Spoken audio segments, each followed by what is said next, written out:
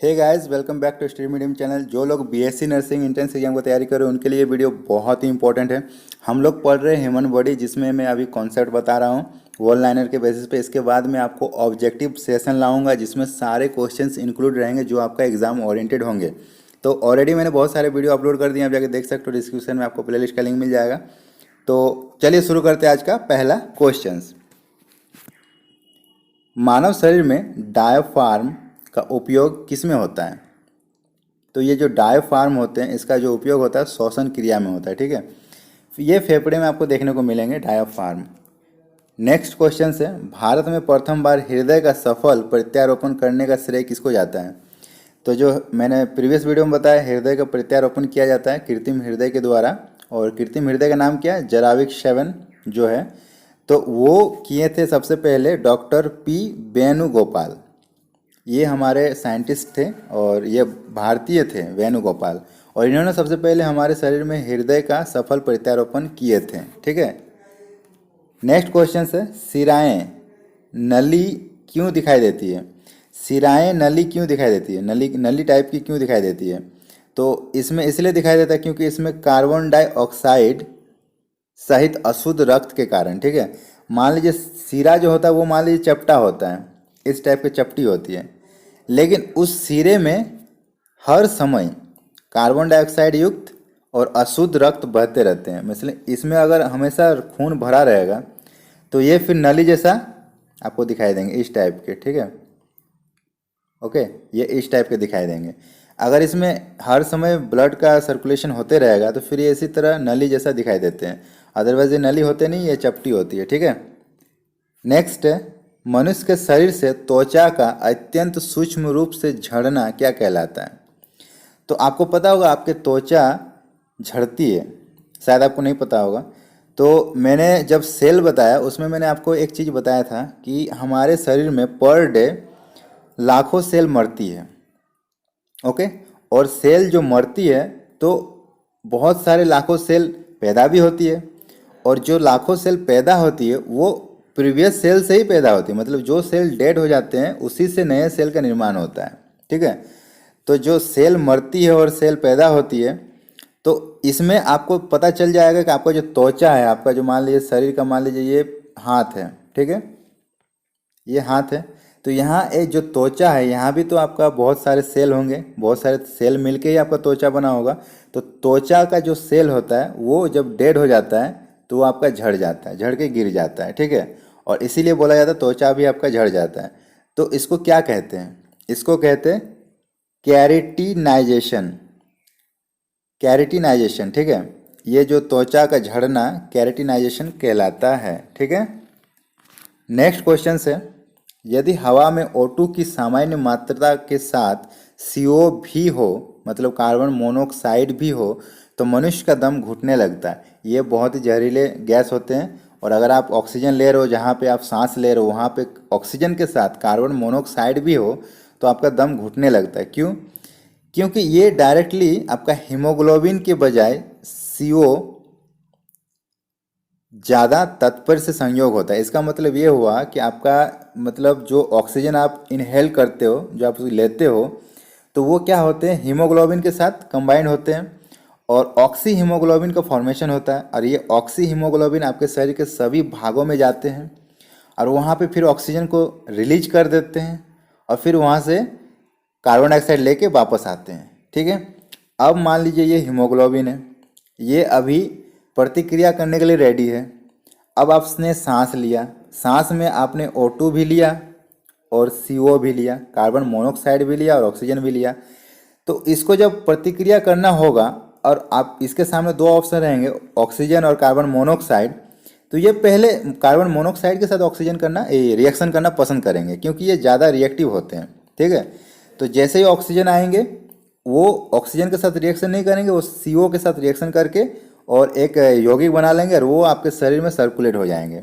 तो जहाँ जहाँ आपके शरीर में ऑक्सीजन पहुँचना था वहाँ वहाँ CO पहुँच जाएगा, कार्बन मोनोऑक्साइड पहुँच जाएगा, और इसलिए आपका पूरा शरीर एक अजीब बेचैनी महसूस करेगा, और जिसको आप लोग घुटन बोलते हो, ठीक है।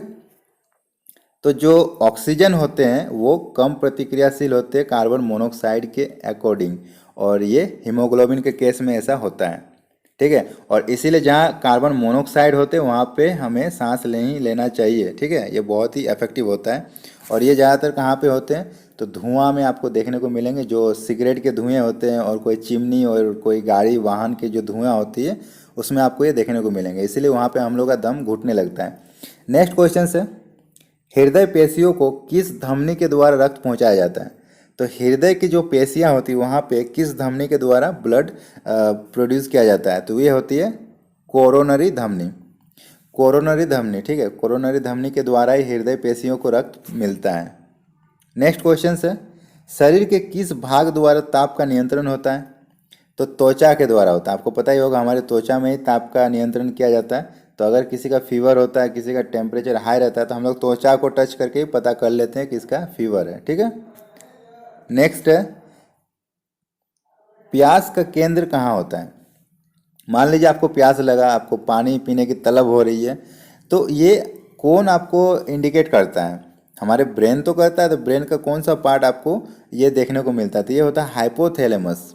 हाइपोथैलेमस ग्लैंड होता है एक, ठीक है।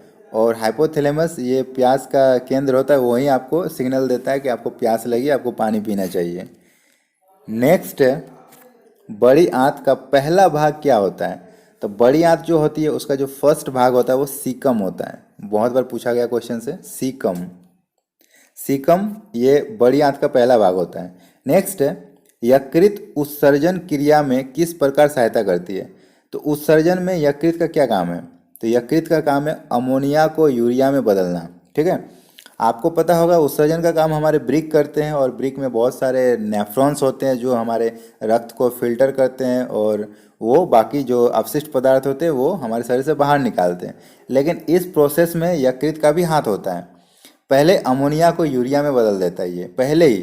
अगर अमोनिया रह जाए तो अमोनिया का उत्सर्जन ब्रिक नहीं कर पाता है, इसलिए ये यकृत पहले ही कर देता है, इसको हार्ड जटिल से सरल फॉर्म में बदल देता है यूरिया में, और उसके बाद ब्रिक उसको ट्रैक करके उसको निकाल देता है, ठीक है।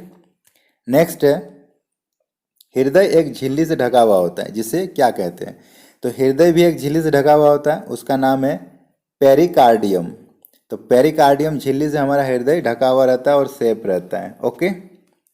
नेक्स्ट है, शरीर में जल के नियंत्रण की क्रिया ऑस्मो रेगुलेशन कहलाती है, ठीक है। और इस क्रिया को कौन सा अंग नियमित करता है, तो ये करता है ब्रिक, ठीक है। ब्रिक ही करते हैं ऑस्मो रेगुलेशन, और इसी के द्वारा शरीर में जल का नियंत्रण होता है। तो एक काम मैंने ऑलरेडी बता दिया, ब्रिक का क्या काम होता है, तो शरीर में जल का नियंत्रण करना, और इस प्रोसेस को कहते हैं ऑस्मो रेगुलेशन, ओके। नेक्स्ट है, धमनी हृदय से विभिन्न अंगों तक रुधिर ले जाती है, सबको पता है। और शिराएं भी विभिन्न अंगों से रुधिर को हृदय तक लाती है। और कोशिकाएं धमनी को शिरा से जोड़ती है। तो इनका क्या काम है, तो इसका जो काम होता है वो होता है खाद्य पदार्थों जैसे गैस और अवशिष्ट पदार्थों का रुधिर और उनके ऊतकों के बीच आदान प्रदान करना, ठीक है। इसका मोस्टली यही काम है।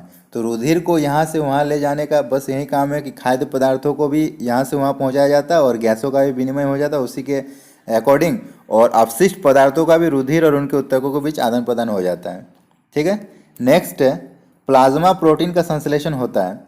तो प्लाज्मा प्रोटीन का जो संश्लेषण होता है वो यकृत के द्वारा ही होता है, ठीक है। यकृत का जो फंक्शन होता है बहुत ही अच्छा होता है, मैं आपको अच्छे से एक्सप्लेन करूँगा कभी। यकृत बहुत ही इंपॉर्टेंट ऑर्गन होते हैं हमारे शरीर में। नेक्स्ट होता है, कौन सा अंग मानव शरीर में यूरिया का निर्माण करता है। वेरी इंपॉर्टेंट क्वेश्चंस, इसमें मैक्सिमम लोग ब्रिक लगा के आते हैं, लेकिन इसका जो आंसर होगा यकृत होगा, ठीक है। हमारे शरीर में जो यूरिया का निर्माण होता है यह यकृत करते हैं, और यूरिया का उत्सर्जन जो होता है वो ब्रिक करते हैं, लेकिन निर्माण जो पूछा जाएगा तो हमेशा यकृत ही टिक करके आना है, ओके। नेक्स्ट क्वेश्चन है, भारतीय वैज्ञानिक द्वारा बनाया गया चित्रा वाल्व क्या है। तो हमारे भारतीय वैज्ञानिक ने बनाया था चित्रा वाल्व। ये एक कृत्रिम हृदय है, जैसे जेराविक 7 था वैसे ही चित्रा वाल्व भी है, ओके। नेक्स्ट क्वेश्चन है, वृद्धावस्था में शरीर क्षरण किसके द्वारा होता है। तो वृद्धावस्था में शरीर का जो क्षरण होता है वो कोलेजन के द्वारा होता है, ठीक है। नेक्स्ट है, त्वचा का मुख्य संघटक कौन सा होता है। तो त्वचा कोलेजन के द्वारा ही बनी होती है और त्वचा का जो मुख्य संगठक होता है वो कोलेजन ही होता है, ठीक है। और वृद्धावस्था में इसका क्षरण हो जाता है और इसीलिए त्वचा झुलस जाती है। ओके, नेक्स्ट है शरीर में यूरिया अधिकतम मात्रा में कहाँ पाया जाता है? तो सबसे ज़्यादा मूत्र में पाया जाता है, आपको पता ही होगा। नेक्स्ट है नाड़ी स्पंदन मात्रा मापक होता है। तो ये हमारे शरीर का जो गति होते हैं, ब्लड का जो गति होते हैं, उसी को मापा जाता है नाड़ी स्पंदन के द्वारा, ठीक है। ये मोशन को मापती है। नेक्स्ट है तंत्रिका तंत्र की रचनात्मक एवं कार्यात्मक इकाई न्यूरॉन कहलाती है। ओके, इत्र की तीखी सुगंध की पहचान कौन करता है? मान लीजिए कोई परफ्यूम लगाया है तो वो सेंट तुरंत हम लोग के नाक में चुभती है। यदि अच्छी होती है तो अच्छी लगती है और ख़राब होती है तो फिर वो चुभती है। तो ये करती है मस्तिष्क का सेरेब्रम। मस्तिष्क का सेरेब्रम इसको ट्रैक करती है और आपको इन्फॉर्म करती है कि ये बहुत ही अच्छी सुगंध है या फिर बहुत ही बुरी सुगंध है। ओके, नेक्स्ट है मनुष्य के मस्तिष्क का वजन कितना होता है? तो मोस्टली आपको 1400 ग्राम देखने को मिलता है, ठीक है। कभी कभी 1350 भी देखने को मिल जाता है। रेंज अगर आप लोगे तो 1350 टू 1450 ग्राम्स ये रेंज आता है, लेकिन मोस्टली 1400 ग्राम आपको देखने को मिलता है। नेक्स्ट है शरीर को संतुलित बनाए रखने का कार्य किसका है? तो शरीर का जो संतुलन है वो सेरिबेलम का है, ठीक है। और आपको पता होगा जो लोग शराब पीते हैं वो अपने शरीर का संतुलन खो बैठते हैं। तो शराब जो होते हैं वो हमारे शरीर के सेरिबेलम में जाके अटैक करते हैं और कुछ समय के लिए इसको निष्क्रिय कर देते हैं और इसीलिए वो अपना शरीर का संतुलन खो बैठते हैं, इसीलिए जहाँ तहाँ वो गिर जाते हैं, ठीक है। नेक्स्ट क्वेश्चन है प्रतिवर्त क्रिया का नियंत्रण केंद्र स्थित होता है। तो प्रतिवर्त क्रिया का जो नियंत्रण केंद्र होता है वो स्पाइनल कॉर्ड के द्वारा होता है, स्पाइनल कॉर्ड। ओके, नेक्स्ट है हमारे शरीर को संतुलन बनाए रखने का सहायक अंग कहाँ पे स्थित होता है? तो जो सहायक अंग होता है वो कान में स्थित होता है, ठीक है। यही हमारे शरीर को संतुलित बनाए रखते हैं। नेक्स्ट क्वेश्चन है मनुष्य के मस्तिष्क का सबसे बड़ा भाग क्या कहलाता है? तो ये होता है प्रमस्तिष्क। मस्तिष्क का सबसे बड़ा भाग प्रमस्तिष्क होता है, ये फ्रंट में होता है, ठीक है। नेक्स्ट है मानव शरीर का औसतन ऑक्सीजन का तत्व कितने प्रतिशत का होता है? तो हमारा जो शरीर होता है उसमें ऑक्सीजन की मात्रा कितना होता है? तो 65% ऑक्सीजन से हमारा शरीर बना हुआ है और ये मोस्ट है, मतलब मैक्सिमम है। हमारे शरीर में अगर जितने भी तत्व आप देखोगे उसमें सबसे ज़्यादा ऑक्सीजन ही है, ठीक है। और कहीं लोग कैल्शियम का या फिर कार्बन पे डाउट करते हैं, क्योंकि कैल्शियम हमारे हड्डियों को बनाया है और हमारे शरीर में बहुत सारे हड्डी है। तो कोई बोलते हैं जो त्वचा होती है वो कार्बन की बनी होती है, तो कोई लोग कार्बन टिक करते हैं, बट ऐसा नहीं है। ऑक्सीजन का कंसंट्रेशन सबसे ज़्यादा होता है हमारे शरीर में, जो कि 65% है। ओके, नेक्स्ट है मानव मस्तिष्क का कौन सा भाग है जो श्वसन क्रिया, हृदय की गति तथा रक्त संचार को नियंत्रित करती है? वेरी इंपॉर्टेंट, इसका जो आंसर होगा मेडुला ऑब्लांगेटा। मेडुला ऑब्लांगेटा जो होते हैं वो करते हैं श्वसन क्रिया को नियंत्रण, हृदय गति को नियंत्रण और रक्त संचार को भी नियंत्रित करती है। तो इसका बहुत ही मेजर रोल होता है हमारे ब्रेन में। तो आई होप आप लोगों को समझ में आ रहा है जो मैं आप लोगों को पढ़ा रहा हूँ, आप लोगों को अच्छा लग रहा है। अगर अच्छा लग रहा है तो लाइक कर दीजिएगा, अपने फ्रेंड के साथ शेयर कीजिएगा और जो लोग अभी तक चैनल को सब्सक्राइब नहीं किए जल्दी से सब्सक्राइब कर दीजिएगा। मिलते हैं नेक्स्ट वीडियो में, तब तक के लिए बाय बाय।